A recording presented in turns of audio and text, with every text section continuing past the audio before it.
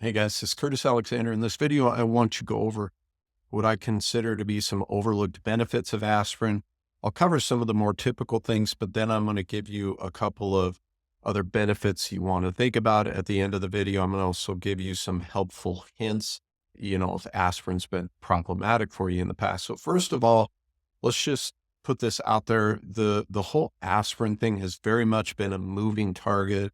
Back in the day, the 50s and 60s, it was used a ton, then it lost favor. Then we had some bad press because of it. So let's just talk about when people think aspirin, they think the heart.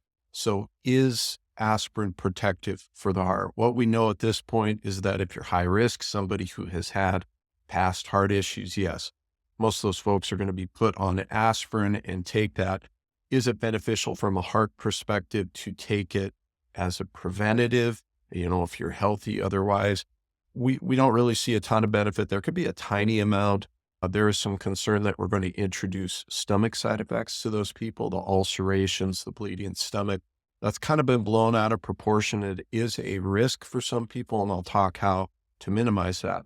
But now I want to talk about a couple of benefits that are really overlooked. The first one is aspirin has actually been shown to be really beneficial for glucose metabolism. Now, glucose metabolism is something I talk a lot about, your ability to metabolize carbohydrates. Carbohydrates have gotten a very bad rap. It is not deserved. More people are coming around to the fact that staying on keto and carnivore long-term can be problematic. But when people reintroduce those carbs, they can have trouble breaking those down and metabolizing those. Aspirin has been shown to be beneficial in that regard.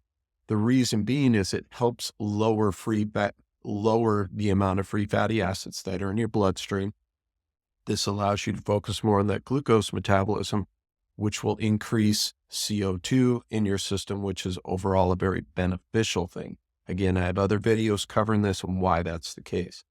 Number four, it can also help with the effects of estrogen dominance for most people. And there are a lot of people nowadays who are dominant in estrogen, and we can primarily bring that back to the fact that they're consuming a high amount of PUFAs, polyunsaturated fats, or seed oils.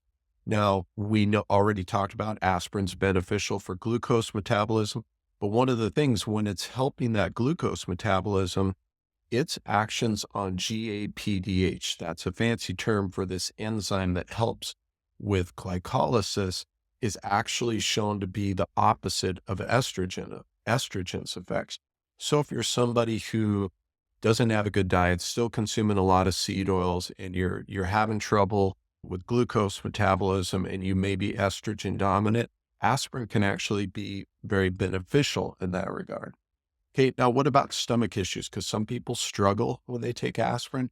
What I would say about that is you have to understand an aspirin tablet is not just acetylsalicylic acid.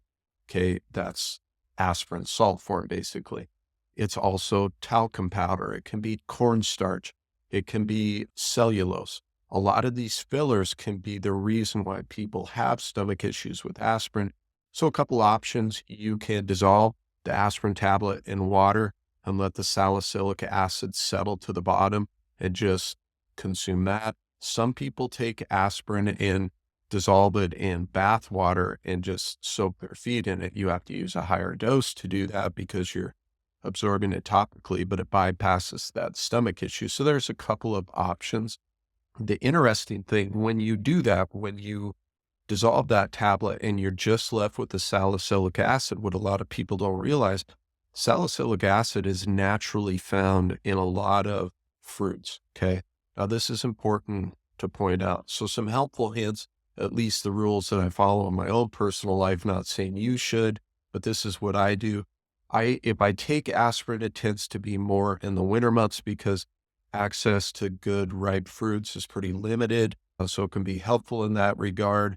If bleeding is a concern, I only take a baby aspirin. So I'm just taking 81 milligrams a day, and I don't do it every day. And again, I don't do it during the summer months generally. And my diet's pretty on point, so aspirin isn't as important for me. But if bleeding is a concern, you can supplement with vitamin K2.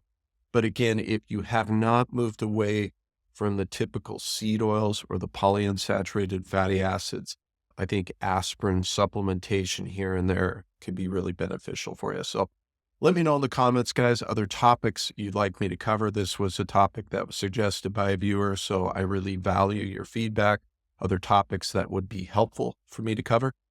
Speaking of helpful, I hope this was. I'll see you in the next one.